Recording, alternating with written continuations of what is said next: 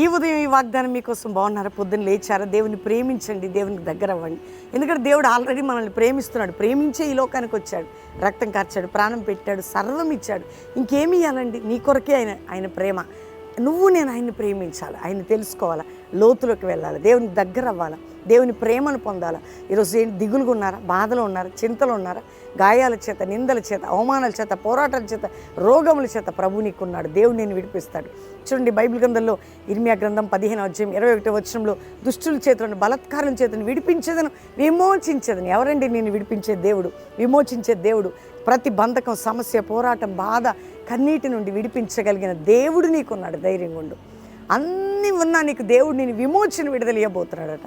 తండ్రి, ప్రతి బిడ్డని రక్షణ లేనివాడికి రక్షణ, రోగులకి స్వస్థత, దుష్టుల నుండి విడిపించి, బలత్కారుల నుండి తప్పించి, ప్రతి కుటుంబానికి శోధన, బాధ, యవ్వన బిడ్డల ప్రతి ఒక్కరిని, ఏ దేశం నుండి చూస్తున్నా, ఏ పట్టణం నుండి చూస్తున్న విడుదలని, విమోచనని కలుగు చేయండి నాయన. ఈరోజు మ్యారేజ్ డే, బర్త్డే బిడ్డలను బ్లెస్ చేస్తూ అందరికీ మీరు తోడై ఉండమని యేసు నామములో అడుగుచున్నాము తండ్రి, amen. God bless you. Pastor Praveen official Insta follow అవ్వండి. దేవుడు మిమ్మల్ని దీవించును గాక. ప్రైజ్ అలా.